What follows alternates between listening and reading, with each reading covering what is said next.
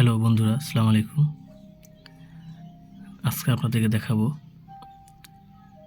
কিভাবে একাধিক battery connection এবং প্যারালাল সিরিজ। আমি যে কানেকশনটা দেখাইতেছি এটা হচ্ছে প্যারালাল কানেকশন।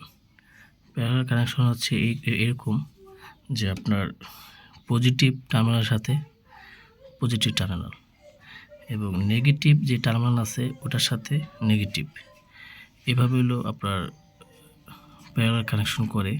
তো এখানে আমি আপনার 4টা ব্যাটারি কানেকশন করছি। এগুলো হচ্ছে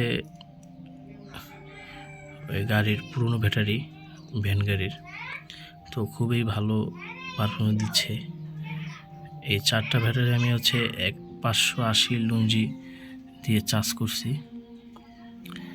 আর এই কানেকশনটাই পুরোটাই প্যারালাল কানেকশন। আর যদি সিরিজ কানেকশন করতাম, এখানে আরও বিষয় আছে যে সিরিজ কানেকশন করলে ওইটা আমি অন্য ভিডিওতে বলবো, ভিডিও বেশি বড় করব না, যার কারণে আমি শুধু প্যারালাল কানেকশনটা দেখাই দিলাম। যে মনে রাখবেন, আবার বলতেছি যে পজিটিভ টার্মিনালের সাথে অন্য ব্যাটারি পজিটিভ এবং নেগেটিভ টার্মিনালের সাথে নেগেটিভ, এইভাবে আপনারা একাধিক ব্যাটারি কানেকশন করতে পারবেন।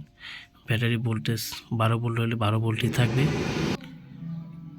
প্যারালাল কানেকশন করলে ব্যাটারি ভোল্টেজ যা আছে তাই থাকবে, কোনো সময় ব্যাটারি ভোল্টেজ বাড়বে না। হ্যাঁ, আর যখন আপনারা ব্যাটারি ভোল্টেজটা বাড়াতে যাবেন সেই ক্ষেত্রে আমাদের সিরিজ কানেকশন করবেন। সিরিজ কানেকশন ভিডিও আমরা অন্য একটা ভিডিওতে দেব, ভিডিও বেশি বড় করব না। তাই আজকে এই পর্যন্ত। আপনারা যদি না বুঝে থাকেন ভিডিও কমেন্টসে আপনারা বলবেন, আমি আবার রিপ্লাই ভিডিও করে দেব।